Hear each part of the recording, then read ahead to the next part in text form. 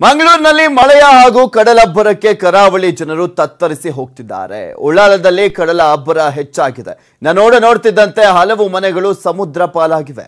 ಉಳ್ಳಾಲ ಹಾಗೆ ಉಚ್ಚಿಲ ಸೋಮೇಶ್ವರ ಸಮುದ್ರದಲ್ಲಿ ಅಲೆಗಳ ಆರ್ಭಟ ಜೋರಾಗಿದೆ. ಅಲ್ಲದೆ ಇನ್ನೂ ಹಲವು ಮನೆಗಳು ಸಮುದ್ರ ಪಾಲಾಗುವಂತ ಭೀತಿ ಎದುರಾಗಿದೆ. ಹೀಗಾಗಿ ಸಂಕಷ್ಟದಲ್ಲೇ ಸಮುದ್ರ ತೀರದ ನಿವಾಸಿಗಳು ಜೀವನವನ್ನ ಸಾಗಿಸ್ತಾ ಇದ್ದಾರೆ. ನೀವು ಕೂಡ ನೋಡ್ತಾ ಇದ್ದೀರಾ ಆ ಒಂದು ದೃಶ್ಯಾವಳಿಗಳಲ್ಲಿ ಕಡಲಬ್ಬರಕ್ಕೆ ಮನೆಗಳು ಯಾವ ರೀತಿಯಾಗಿ ಅಲ್ಲಿ ಕುಸಿತ ಕಾಣ್ತಾ ಇದೆ, ಸಮುದ್ರದ ಪಾಲಾಗ್ತಾ ಇದೆ, ಕೊಚ್ಚಿ ಹೋಗ್ತಾ ಇದೆ ಅನ್ನೋದನ್ನ ಇದು ಮಂಗಳೂರಿನಲ್ಲಿ ಕಡಲ ತೀರದಲ್ಲಿ ಆಗ್ತಾ ಇರುವಂತದ್ದು. ಕಡಲಬ್ಬರಕ್ಕೆ ಅಲ್ಲಿ ಸಂಪೂರ್ಣವಾಗಿ ಅಕ್ಕಪಕ್ಕದ ಮನೆಗಳೆಲ್ಲವೂ ಕೂಡ ನಾಶವಾಗ್ತಾ ಇದೆ, ಕೊಚ್ಚಿಕೊಂಡು ಹೋಗ್ತಾ ಇರುವಂತದ್ದು. ಅಲ್ಲಿ ಬೀಸ್ತಾ ಇರುವಂತಹ ವೇಗವಾಗಿ ಬರ್ತಾ ಇರುವಂತಹ ಕಡಲ ಅಬ್ಬರಕ್ಕೆ ಅಂದ್ರೆ ಅಲೆಗಳ ಅಬ್ಬರಕ್ಕೆ ಅಲ್ಲಿನ ಜನ ತತ್ತರಿಸಿ ಹೋಗಿದ್ದಾರೆ. ಇನ್ನು ಮನೆಗಳು ಕೂಡ ಸಂಪೂರ್ಣವಾಗಿ ಕೊಚ್ಚಿ ಹೋಗಿದೆ, ಸಮುದ್ರದ ಪಾಲಾಗಿದೆ. ಇದು ಮಂಗಳೂರಿನಲ್ಲಿ ನಾವು ತೋರಿಸ್ತಾ ಇರುವಂತಹ ದೃಶ್ಯಾವಳಿಗಳು. ಯಾವ ರೀತಿಯಾಗಿ ಮಳೆಯ ಅಬ್ಬರ ಬಂದಿದೆ ಮಂಗಳೂರಿನಲ್ಲಿ ಅಂತ. ಮಳೆಯ ಅಬ್ಬರ ಒಂದ್ ಕಡೆ ಆದ್ರೆ ಕಡಲಬ್ಬರ ಕೂಡ ಇರುವಂತದ್ದು. ರಕ್ಕಸ ಅಲೆಗಳಿಗೆ ಸುಮಾರು 4 ರಿಂದ 5 ಮನೆಗಳು ಕಂಪ್ಲೀಟ್ ಆಗಿ ಸಮುದ್ರದ ಪಾಲಾಗಿವೆ. ಇನ್ನು ಸುಮಾರು 50 ರಿಂದ 60 ಕುಟುಂಬಗಳು ಅಂದ್ರೆ ಅಲ್ಲೇ ಆಸುಪಾಸಿನಲ್ಲಿ ಇರುವಂತಹ ಮನೆಗಳ ಜನರನ್ನ ಈಗ ಆಲ್ರೆಡಿ ಸ್ಥಳಾಂತರವನ್ನ ಕೂಡ ಮಾಡಲಾಗಿದೆ, ಕಟ್ಟೆಚ್ಚರವನ್ನ ವಹಿಸಲಾಗಿದೆ. ಇನ್ನು ಮೀನುಗಾರರನ್ನು ಕೂಡ ಯಾರೂ ಕೂಡ ಸಮುದ್ರಕ್ಕೆ ಇಳಿಯದಂತೆ ಸೂಚನೆಯನ್ನ ಕೂಡ ನೀಡಲಾಗಿದೆ. ಮಂಗಳೂರಿನಲ್ಲಿ ಕಡಲ ಅಬ್ಬರ ಜೋರಾಗಿರುವಂತಹ ಹಿನ್ನೆಲೆಯಲ್ಲಿ ಅಲ್ಲಿನ ಜನ ಆತಂಕಕ್ಕೆ ಒಳಗಾಗಿದ್ದಾರೆ. ಇನ್ನು ಒಂದ್ ಕಡೆ ಮಳೆಯ ಅಬ್ಬರ ಕೂಡ ಇತ್ತು. ನಿನ್ನೆ ರಾತ್ರಿ ಸಾಕಷ್ಟು ಪ್ರಮಾಣದಲ್ಲಿ ಜೋರಾಗಿ ಮಳೆ ಬಂದಿದೆ, ಹಾಗೆ ವೇಗವಾಗಿ ಗಾಳಿ ಕೂಡ ಬೀಸ್ತಾ ಇರುವಂತಹ ಹಿನ್ನೆಲೆಯಲ್ಲಿ ಮತ್ತೊಂದು ಆತಂಕ ಕೂಡ ಎದುರಾಗಿದೆ. ಆಲ್ರೆಡಿ ನೋಡಿದೀವಿ ಮಳೆಯ ಅಬ್ಬರ ಒಂದ್ ಕಡೆ ಆದ್ರೆ ಕಡಲಬ್ಬರ ಕೂಡ ಮತ್ತು ಒಂದ್ ಕಡೆ ಚಂಡಮಾರುತದ ಎಫೆಕ್ಟ್ ನಿಂದಾಗಿ ಇದು ಕರಾವಳಿ ಭಾಗಕ್ಕೂ ಕೂಡ ತಟ್ಟಿರುವಂತದ್ದು. ಆ ಒಂದು ಕಡಲಬ್ಬರದಿಂದ ಸುಮಾರು 4 ರಿಂದ 5 ಮನೆಗಳು ಸಮುದ್ರದ ಪಾಲಾಗಿದೆ.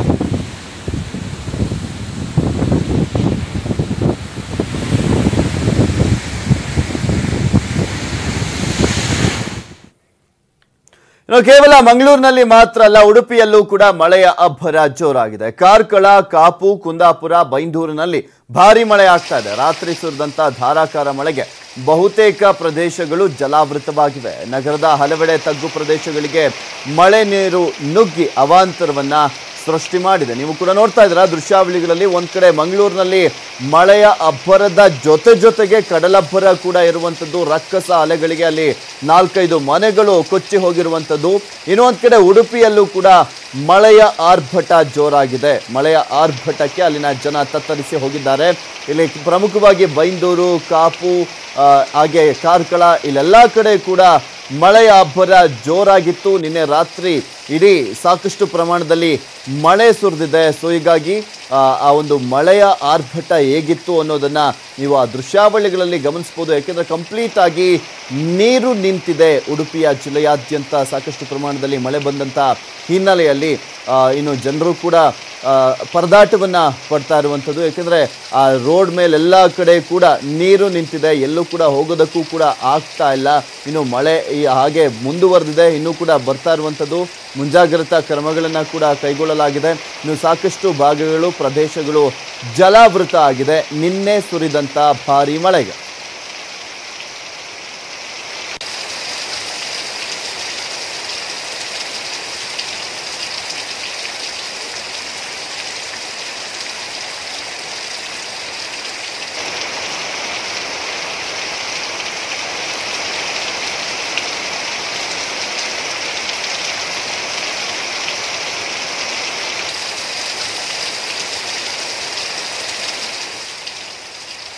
ನೋಡ್ತಾ ಇದ್ದೀವಿ ಉಡುಪಿ, ಮಂಗಳೂರು ಹಾಗೆ ಕರಾವಳಿ ಭಾಗದಲ್ಲಿ ಮಳೆಯ ಆರ್ಭಟ ಜೋರಾಗಿದೆ. ಧಾರಾಕಾರವಾಗಿ ಮಳೆ ಸುರಿದಿರುವಂಥದ್ದು. ನಿನ್ನೆ ಇಡೀ ರಾತ್ರಿ ಉಡುಪಿ ಜಿಲ್ಲೆಯಾದ್ಯಂತ ಧಾರಾಕಾರವಾಗಿ ಮಳೆ ಸುರಿದಿರುವಂತಹ ಹಿನ್ನೆಲೆಯಲ್ಲಿ ಅಲ್ಲಿನ ಜನ ಪರದಾಟ ಪಡ್ತಾ ಇರುವಂಥದ್ದು. ಯಾಕೆಂದ್ರೆ ಮಳೆಯ ಆರ್ಭಟ ಅಷ್ಟು ಜೋರಾಗಿತ್ತು. ನಿನ್ನೆ ರಾತ್ರಿ ಸುರಿದಂಥ ಮಳೆ ಇವತ್ತು ಬೆಳಗ್ಗೆ ಆದರೂ ಕೂಡ ಅಲ್ಲಿ ಎಲ್ಲ ರೋಡುಗಳು ಜಲಾವೃತ ಆಗಿದೆ. ಇನ್ನು ಸಾಕಷ್ಟು ಪ್ರದೇಶಗಳು ಮಳೆಯ ಅಬ್ಬರಕ್ಕೆ ಜಲಾವೃತವಾಗಿರುವಂಥದ್ದು ಮತ್ತು ಒಂದು ಕಡೆ ಮಂಗಳೂರಿನಲ್ಲೂ ಕೂಡ ಮಳೆಯ ಅಬ್ಬರದ ಜೊತೆಗೆ ಕಡಲಬ್ಬರ ಕೂಡ ಜೋರಾಗಿದೆ. ಸೊ ಹೀಗಾಗಿನೇ ಕಡಲಬ್ಬರಕ್ಕೆ ದೊಡ್ಡ ಪ್ರಮಾಣದಲ್ಲಿ ಅಲೆಗಳು ಎದ್ದೇಳ್ತಾ ಇರುವಂಥ ಹಿನ್ನೆಲೆಯಲ್ಲಿ ಅಲ್ಲಿ ಮನೆಗಳು ಕೂಡ ಕುಸಿತ ಕಂಡಿದೆ.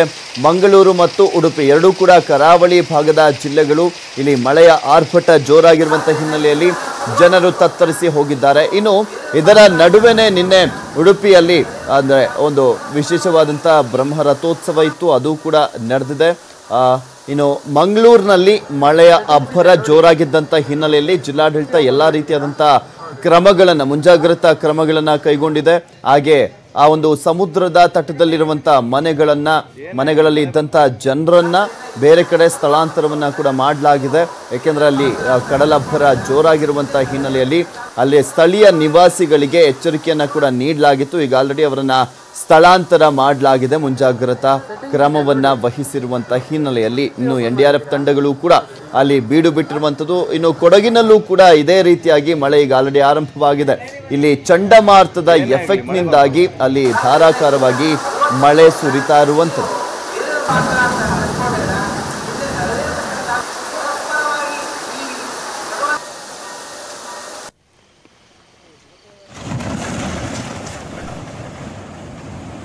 ನೋಡ್ತಾ ಇದ್ದೀರಾ, ಈಗ ಆಲ್ರೆಡಿ ಗುಜರಾತ್ನಲ್ಲೂ ಕೂಡ ಗುಜರಾತ್ ಸೇರಿದಂತೆ ಹಿಮಾಚಲ ಪ್ರದೇಶ ಈ ರೀತಿಯಾಗಿ ಉತ್ತರ ಭಾರತದ ಹಲವು ರಾಜ್ಯಗಳಲ್ಲಿ ಚಂಡಮಾರುತದ ಎಫೆಕ್ಟ್ನಿಂದಾಗಿ ಸಾಕಷ್ಟು ಪ್ರಮಾಣದಲ್ಲಿ ಧಾರಾಕಾರವಾಗಿ ಮಳೆ ಸುರಿಯೋದ್ರ ಜೊತೆಗೆ ವೇಗವಾಗಿ ಗಾಳಿ ಕೂಡ ಬೀಸ್ತಾ ಇರುವಂಥ ಹಿನ್ನೆಲೆಯಲ್ಲಿ ಅಲ್ಲಿನ ಜನ ತತ್ತರಿಸಿ ಹೋಗಿದ್ದಾರೆ. ಮುಂಜಾಗ್ರತಾ ಕ್ರಮಗಳನ್ನು ಕೂಡ ಕೈಗೊಳ್ಳಲಾಗಿದೆ. ಇನ್ನು ಗುಜರಾತ್ನಲ್ಲಿ 3 ಲಕ್ಷಕ್ಕೂ ಹೆಚ್ಚು ಜನರನ್ನ ಸ್ಥಳಾಂತರ ಕೂಡ ಮಾಡಲಾಗಿರುವಂಥದ್ದು.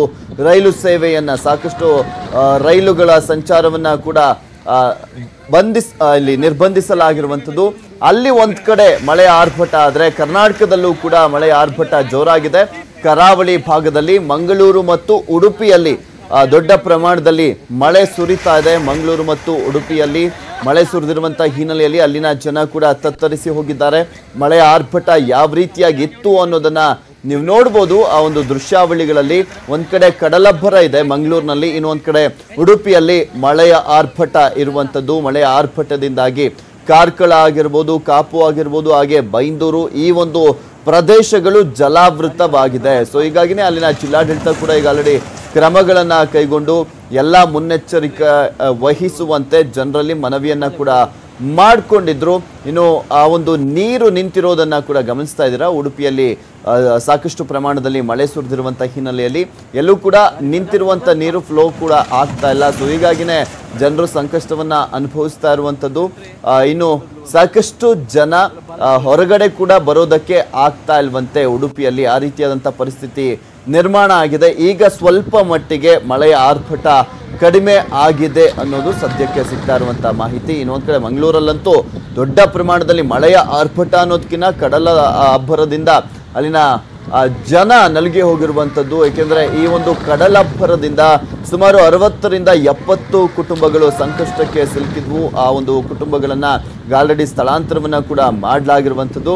ಅವರಿಗೆ ಕೂಡ ಆತಂಕ, ಏಕೆಂದರೆ ಮನೆಗಳೆಲ್ಲವೂ ಕೂಡ ಕೊಚ್ಚಿ ಹೋಗ್ತಾ ಇದೆ. ಈ ಒಂದು ಕಡಲಬ್ಬರದಿಂದ ಸುಮಾರು 4ರಿಂದ 5 ಮನೆಗಳು ಕೊಚ್ಚಿ ಹೋಗಿದೆ. ಈಗ ಆಲ್ರೆಡಿ ಸಮುದ್ರದ ಪಾಲಾಗಿರುವಂಥದ್ದು. ಎಲ್ಲಿ ನಮ್ಮ ಮನೆಯೂ ಕೂಡ ಇದೇ ರೀತಿಯಾಗಿ ಕೊಚ್ಚಿಕೊಂಡು ಹೋಗುತ್ತೆ ಅನ್ನುವ ಭಯ ಅಲ್ಲಿನ ಜನರನ್ನ ಕಾಡ್ತಾ ಇದೆ.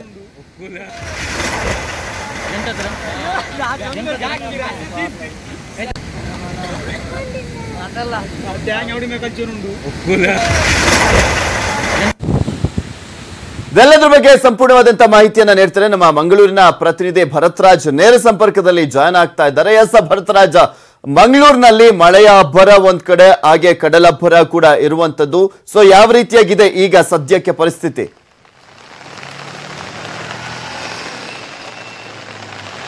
ಎಸ್ ಪೃಥ್ವಿ, ಈಗ ಮಂಗಳೂರಿನಲ್ಲಿ ಕರಾವಳಿ ತೀರ ಅಂದ್ರೆ ಸಮುದ್ರ ತೀರದಲ್ಲಿ ನಿವಾಸಿಗಳಿದ್ದಾರೆ, ಅವರ ಜೀವನವೇ ಸಾಕಷ್ಟು ಸಂಕಷ್ಟದಲ್ಲಿ ಇರುವಂತದ್ದು. ಯಾಕಂದ್ರೆ ಈ ಕೆಲವು ಇನ್ನು ಈ ಮುಂಗಾರು ಕಾಲಿಟ್ಟು ಒಂದು ವಾರ ಕೂಡ ಇಲ್ಲೂ ಆಗಿಲ್ಲ, ಆಗಲೇ ಈಗ ಸಮುದ್ರದ ಅಬ್ಬರ ಇಲ್ಲೂ ಸಾಕಷ್ಟು ಹೆಚ್ಚಾಗಿರುವಂತದ್ದು, ಸಮುದ್ರ ಅಲೆಗಳ ತೀವ್ರತೆ ಕೂಡ ಹೆಚ್ಚಾಗಿರುವಂಥದ್ದು. ಈಗಾಗಲೇ ಸಾಕಷ್ಟು ಜನರು ಅಂದ್ರೆ ಸುಮಾರು 50ಕ್ಕೂ ಮಿಕ್ಕಿ ಜನರು ತಮ್ಮ ಮನೆಗಳನ್ನು ಕಳೆದುಕೊಳ್ಳುವ ಸ್ಥಿತಿ ನಿರ್ಮಾಣ ಆಗಿರುವಂತದ್ದು. ಜನರು ಸಾಕಷ್ಟು ಸಂಕಷ್ಟದಲ್ಲಿದ್ದಾರೆ. ಈಗಾಗಲೇ ಹಲವು ಮನೆಗಳು ಕೂಡ ಈಗ ಸಮುದ್ರಕ್ಕೆ ಆಹುತಿ ಆಗಿರುವಂತದ್ದು. ಜನರು ಯಾವ ರೀತಿಯಲ್ಲಿ ತಮ್ಮ ಜೀವನ ಮುಂದೆ ಏನು ಎಂಬ ಕ್ವಶನ್ ಕೂಡ ನಿರ್ಮಾಣ ಆಗಿರುವಂಥದ್ದು. ಯಾಕಂದ್ರೆ ಈಗ ಜನರಿಗೆ ಸಚಿವರಾಗಿರ್ಬೋದು, ರಾಜ್ಯ ಸರ್ಕಾರ ಆಗಿರ್ಬೋದು ಅಥವಾ ಜಿಲ್ಲಾಡಳಿತ ಆಗಿರ್ಬೋದು ಅವರ ಮೊರೆ ಹೋಗಿದೆ, ನಮಗೆ ಸಹಾಯ ಬೇಕಂತ ಹೇಳ್ಕೊಂಡು. ಈಗ ನಾವು ಮಂಗಳೂರು ನಗರದಲ್ಲಿ ಯಾವ ಸ್ಥಿತಿಯಲ್ಲಿ ಇಟ್ಕೊಂಡು ನಾವು ತೋರಿಸ್ತೇನೆ ಪೃಥ್ವಿ.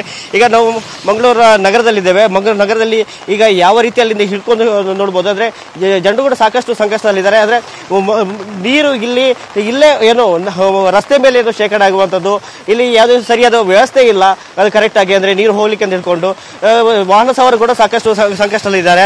ಇಲ್ಲಿ ಯಾವುದೇ ರೀತಿಯಲ್ಲಿ ಕರೆಕ್ಟ್ ಅಂದ್ರೆ ಮಹಾನಗರ ಪಾಲಿಕೆ ಕರೆಕ್ಟ್ ವ್ಯವಸ್ಥೆ ಮಾಡಬೇಕಿತ್ತು, ಆದರೆ ವ್ಯವಸ್ಥೆ ಕೂಡ ಮಾಡ್ತಿಲ್ಲ. ಅಂದ್ರೆ ಮಹಾನಗರ ಪಾಲಿಕೆ ಇಲ್ಲಿ ಆಂಟಿ ವೇಸ್ಟ್ ಹ್ಯಾಂಡ್ಲಿಂಗ್ ಕಂಪನಿಗೆ ಸುಮಾರು 2 ಕೋಟಿ ರೂಪಾಯಿ ಕೊಡ್ತಿದೆ ಇದು ಕರೆಕ್ಟ್ ಆಗಿ ಒಂದು ವ್ಯವಸ್ಥೆ ಮಾಡ್ಲಿಕ್ಕೆ, ಅಂದ್ರೆ ನೀರು ಹೋಗುವ ಚರಂಡಿ ವ್ಯವಸ್ಥೆ ಮಾಡಬೇಕು, ಚರಂಡಿ ಕ್ಲೀನ್ ಮಾಡಬೇಕು ಅಂತ ಹೇಳ್ಕೊಂಡು. ಆದ್ರೂ ಕೂಡ ಈ ಆಂಟಿ ವೇಸ್ಟ್ ಹ್ಯಾಂಡ್ಲಿಂಗ್ ಕಂಪನಿ ಯಾವುದೇ ವ್ಯವಸ್ಥೆಗಳನ್ನು ಮಾಡ್ತಾ ಇಲ್ಲ. ಸುಮ್ಮನೆ ಇಲ್ಲಿ ಇಂಥ ಕಂಪನಿಗೆ ಮಹಾನಗರ ಪಾಲಿಕೆ ಅಧಿಕಾರಿಗಳು 2 ಕೋಟಿ ರೂಪಾಯಿ ಕೂಡ ಕೊಡ್ತಾ ಇರುವಂತದ್ದು. ಇನ್ನು ಸಾಕಷ್ಟು ಸಿಬ್ಬಂದಿಗಳನ್ನು ನೇಮಿಸಬೇಕಿತ್ತು, ಆ ಸಿಬ್ಬಂದಿ ಕೂಡ ಅಲ್ಲಿ ನೇಮಕ ಮಾಡ್ತಿಲ್ಲ. ಇದರಿಂದ ಮತ್ತೊಂದು ವೀಕ್ಷಣೆ ಹೇಳುವುದಾದ್ರೆ ಈಗ ಈ ನೆರೆ ಸಮಸ್ಯೆ ಆಗುವಂಥದ್ದು, ಆದರೆ ಈ ನಗರ ಮಾತ್ರ ಅಲ್ಲದೆ ನಗರದ ಹೊರಭಾಗಗಳಿಗೂ ಸಾಕಷ್ಟು ಈಗ ನೆರೆ ಸಮಸ್ಯೆ ಉಂಟಾಗಿರುವಂಥದ್ದು. ಅಲ್ಲಿನ ಪ್ರದೇಶಗಳಿಗೆ ಈಗ ಟೋಲ್ ಫ್ರೀ ನಂಬರ್ ಕೂಡ ವ್ಯವಸ್ಥೆ ಮಾಡಲಾಗಿದೆ. ಅದಲ್ಲದೆ ಒಂದೊಂದು ನೋಡಲ್ ಆಫೀಸರ್ಗಳನ್ನು ಕೂಡ ಅಲ್ಲಿ ನೇಮಕ ಮಾಡಲಾಗಿರುವಂಥದ್ದು. ಈ ನೋಡಲ್ ಆಫೀಸರ್ಗಳು ಪ್ರತಿಯೊಂದು ಅವರಿಗೆ ಅದಕ್ಕೆ ರೆಸ್ಪಾನ್ಸಿಬಲ್ ಆಗಿರ್ತಾರೆ. ಯಾವ ರೀತಿಯಲ್ಲಿ ಅಂತ ಸಮಸ್ಯೆ ಬರ್ತದೆ ಆ ಸಮಸ್ಯೆನ ಹೇಗೆ ನಿರ್ವಹಣೆ ಮಾಡಬೇಕು ಅಂತ ಹೇಳ್ಕೊಂಡು. ಇನ್ನು ಜನರಿಗೆ ಏನು ಸಮಸ್ಯೆ ಆಗದ ರೀತಿಯಲ್ಲಿ ಅಗ್ನಿಶಾಮಕ ದಳವನ್ನು ಕೂಡ ಇಲ್ಲಿ ರೆಡಿ ಮಾಡಿ ಇಟ್ಕೊಂಡಿದ್ದಾರೆ. NDRF ತಂಡ ಕೂಡ ಈಗಾಗಲೇ ರೆಡಿ ಆಗಿರುವಂಥದ್ದು. ಎಲ್ಲ ರೀತಿಯ ವ್ಯವಸ್ಥೆಗಳನ್ನು ಮಾಡಿದ್ರು ಕೂಡ ಈಗ ನೈಸರ್ಗಿಕ ಏನು ಇಫೆಕ್ಟ್ ಏನಿದೆ ಆ ಇಫೆಕ್ಟ್ ಇಂದಾಗಿ ಜನರಿಗೆ ಸಾಕಷ್ಟು ಸಮಸ್ಯೆ ಆಗಿರುವಂಥದ್ದು. ಒಂದು ಈಗ ವಾಯು ಏನು ಚಂಡಮಾರುತ ಇಫೆಕ್ಟ್ ಇದೆ, ಈ ಇಫೆಕ್ಟ್ ಇಂದಾಗಿ ಈ ಗ್ರಾಮೀಣ ಭಾಗದ ಮಾತ್ರ ಅಲ್ಲದೆ ನಗರ ಭಾಗದ ನೋಡ್ತಾ ಇದೀವಿ ಮಳೆಯ ಅಬ್ಬರ ಒಂದ್ ಕಡೆ ಮಂಗಳೂರಿನಲ್ಲಿ, ಅಲ್ಲಿನ ಜನ ಈಗ ತತ್ತರಿಸಿ ಹೋಗಿರುವಂತದ್ದು. ಮತ್ತೊಂದ್ ಕಡೆ ಸಮುದ್ರದ ತೀರದಲ್ಲಿ ಕಡಲಬ್ಬರ ಜೋರಾಗಿದೆ, ಕಡಲ ಕೊರೆತ ಕೂಡ ಉಂಟಾಗಿರುವಂತದ್ದು. ಅಲ್ಲಿ ಇರುವಂತಹ ಮನೆಗಳಲ್ಲಿ ಇದ್ದಂತಹ ಜನರನ್ನ ಸ್ಥಳಾಂತರ ಮಾಡಲಾಗಿದೆಯಾ, ಏನೆಲ್ಲ ಮುನ್ನೆಚ್ಚರಿಕಾ ಕ್ರಮಗಳನ್ನ ಅಲ್ಲಿ ಕೈಗೊಂಡಿದ್ದಾರೆ ಅಂತ? ಎಸ್ ಪೃಥ್ವಿ, ಈಗ ಜಿಲ್ಲಾಡಳಿತ ವತಿಯಿಂದ ಈಗ ಅವರನ್ನು ಸ್ಥಳಾಂತರ ಮಾಡುವಂತಹ ಕೆಲಸ ಪ್ರಕ್ರಿಯೆ ಕೂಡ ನಡೀತಾ ಉಂಟು. ಅಂದ್ರೆ ಕೆಲವೊಂದು ಕಡೆಯಲ್ಲಿ ಅವರಿಗೆ ಗಂಜಿ ಊಟದ ವ್ಯವಸ್ಥೆ ಮಾಡುವಂತಹ ವ್ಯವಸ್ಥೆಗಳನ್ನು ಕೂಡ ಮಾಡಲಾಗಿರುವಂಥದ್ದು. ಅಂದ್ರೆ ಈಗಾಗಲೇ ಹಲವು ಜನರು ಮನೆಗಳನ್ನು ಕಳ್ಕೊಂಡಿದ್ದಾರೆ. ಕೆಲವು ಜನರು ತಮ್ಮ ಸಂಬಂಧಿಕರ ಮನೆಗೆ ತೆರಳಿರುವಂಥದ್ದು, ಅಂದ್ರೆ ಪ್ರಾಣವನ್ನು ಉಳಿಸಿಕೊಳ್ಳಲಿಕ್ಕೆ ನಿಟ್ಟಿನಲ್ಲಿ ತಮ್ಮ ಸಂಬಂಧಿಕರ ಮನೆಗೆ ತೆರಳಿರುವಂಥದ್ದು. ಇದರಿಂದಾಗಿ ಅಲ್ಲಿ ಯಾರಿಗೆ ತಮ್ಮ ಮುಂದೆ ಅಂದ್ರೆ ಬೇರೆ ಯಾವುದೇ ವ್ಯವಸ್ಥೆ ಇಲ್ಲ ಅಥವಾ ಯಾರು ದಿಕ್ಕೆ ತೋಚಿಲ್ಲ ಅಂತವರಿಗೆ ಕೂಡ ಜಿಲ್ಲಾಡಳಿತ ಖುದ್ದಾಗಿ ಮುಂದಕ್ಕೆ ಬಂದು ಅವರಿಗೆ ಕೆಲವು ಗಂಜಿ ಊಟದ ವ್ಯವಸ್ಥೆಗಳನ್ನು ಮಾಡಿರುವುದು, ಗಂಜಿ ಕೇಂದ್ರಗಳನ್ನು ತೆರೆಯುವಂಥದ್ದು.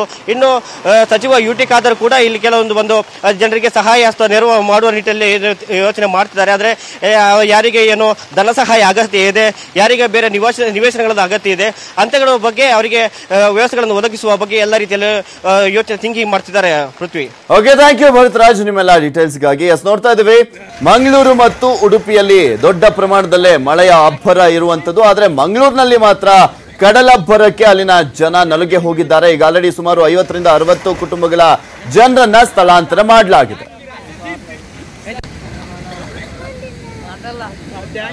ಈ ಕುರಿತಂತೆ ಮಾತಾಡ್ಲಿಕ್ಕೆ ನಮ್ ಜೊತೆ ಈಗ ರಾಜೇಶ್ ಅವರು ಸೋಮೇಶ್ವರ ಗ್ರಾಮ ಪಂಚಾಯತಿಯ ಅಧ್ಯಕ್ಷರು ದೂರವಾಣಿ ಸಂಪರ್ಕದಲ್ಲಿದ್ದಾರೆ. ಸರ್, ನಿಮ್ಮ ಕಡೆ ಈಗ ಕಡಲಬ್ಬರ ಜೋರಾಗಿದೆ, ಏನೆಲ್ಲ ಮುಂಜಾಗ್ರತಾ ಕ್ರಮಗಳನ್ನ ಕೈಗೊಂಡಿದ್ದಾರೆ, ಹೇಗಿದೆ ಪರಿಸ್ಥಿತಿ? ಹಲೋ ಸರ್, ನನ್ನ ಧ್ವನಿ ಕೇಳಿಸ್ತಾ ಇದೆಯಾ? ಕೇಳ್ತದೆ. ಹೇಗಿದೆ ಪರಿಸ್ಥಿತಿ ನಿಮ್ಮೂರಲ್ಲಿ? ತುಂಬಾ ಗಂಭೀರದ ಪರಿಸ್ಥಿತಿ ಸರ್. ನಾವು ನೆನೆಸದ್ದೇ ಆಗಿದೆ, ಎಲ್ಲ ಮನೆಗಳಿಗೆ ತೊಂದರೆ ಆಗ್ತಾ ಇದೆ. 2-3 ಮನೆಗಳು ಆಲ್ರೆಡಿ ಹೋಗಿದೆ ಇಲ್ಲಿ. ಹೌದು. ಆ ನಂತರ ಈಗ ಇವತ್ತು ಬೆಳಗಿನಿಂದ ಮಧ್ಯಾಹ್ನ ತನಕ ಅದು ಅಬ್ಬರದ ಗಾಳಿ ಮತ್ತೆ ಮಳೆಯಿಂದಾಗಿ ತುಂಬಾ ಸಮಸ್ಯೆ ಆಗ್ತಾ ಇದೆ. ಓಕೆ, ಅಲ್ಲಿರೋ ಸ್ಥಳೀಯರನ್ನ ಸ್ಥಳಾಂತರ ಮಾಡಿದಾರಾ ಬೇರೆ ಕಡೆ? ಈಗ ಹೇಳಿದ್ದಾರೆ ಸ್ಥಳಾಂತರ ಮಾಡ್ಲಿಕ್ಕೆ ಹೇಳಿದ್ದಾರೆ. ಅಂದ್ರೆ ಇನ್ನು ಯಾರು ಕೂಡ ಸ್ಥಳಾಂತರ ಆಗಿಲ್ಲ? ಇಲ್ಲ, ಆಗಿಲ್ಲ. ಒಂದು ಮನೆಯಿಂದ ಆಗಿದ್ದಾರೆ. ಅದು ಈಗ ಸ್ಥಳಾಂತರ ಅಂದ್ರೆ ಏನ್ ವ್ಯವಸ್ಥೆ ಮಾಡಿದ್ದಾರೆ, ಎಲ್ಲಿ ವ್ಯವಸ್ಥೆ ಮಾಡಿದ್ದಾರೆ? ವ್ಯವಸ್ಥೆ ಅಂತ ಹೇಳಿದ್ರೆ ನಮ್ಮ ಎದುರುಗಡೆ ಅದರ ಈ ಕಡೆ ಇದ್ದ ಮನೆ, ಹೈವೇ ಪಕ್ಕ ಇದ್ದ ಮನೆಗಳಿಗೆ ಒಂದು ಮನೆಯನ್ನ ಅಲ್ಲಿಗೆ ಶಿಫ್ಟ್ ಮಾಡ್ಲಿಕ್ಕೆ ನಾವು ಹೇಳಿದ್ದೇವೆ. ಈಗ ಗಂಜಿ ಕೇಂದ್ರವನ್ನ ಸ್ಟಾರ್ಟ್ ಮಾಡ್ತಾರಂತ ಹೇಳಿ ಈಗ ತಾನೇ ಹೇಳಿದ್ವಿ. ಅಂದ್ರೆ ನೀವು ಯಾರನ್ನಾದ್ರೂ ಸಂಪರ್ಕ ಮಾಡಿದ್ರಾ? ಹೌದು ಸರ್, ನಮ್ಮ ಗ್ರಾಮ ಪಂಚಾಯತ್ ಎಲ್ಲ ಸದಸ್ಯರು ಕೂಡ ಇದೆ, ತಾಲೂಕ್ ಪಂಚಾಯತ್ ಈಗ ಯುಟಿ ಖಾದರ್ ಅವರು ದಕ್ಷಿಣ ಕನ್ನಡದ ಜಿಲ್ಲಾ ಉಸ್ತುವಾರಿ ಸಚಿವರು, ಹಾಗೆ ಉಳ್ಳಾಲ ಕ್ಷೇತ್ರದ ಶಾಸಕರು ಕೂಡ ಅವ್ರೇನಾದ್ರು ಸಂಪರ್ಕ ಮಾಡಿದ್ರಾ ಈ ರೀತಿಯಾಗಿ ಆಗಿರೋದ್ರ ಬಗ್ಗೆ? ಮಾಡಿದ್ದಾರೆ, ಇವತ್ತು ಬರ್ತೇನೆ ಅಂತ ಹೇಳಿದ್ರೆ, ಇಷ್ಟರ ತನಕ ಬರ್ಲಿಲ್ಲ ಸರ್. ಇನ್ನೂ ಬಂದಿಲ್ಲ? ಇನ್ನೂ ಬಂದಿಲ್ಲ. ಓಕೆ, ಜಿಲ್ಲಾಧಿಕಾರಿಗಳು ಏನ್ ಹೇಳಿದ್ರು? ಅವ್ರೇನಾದ್ರು ಬಂದಿದ್ರ ಸ್ಥಳಕ್ಕೆ? ಇಲ್ಲ ಬರ್ಲಿಲ್ಲ ಅವರು.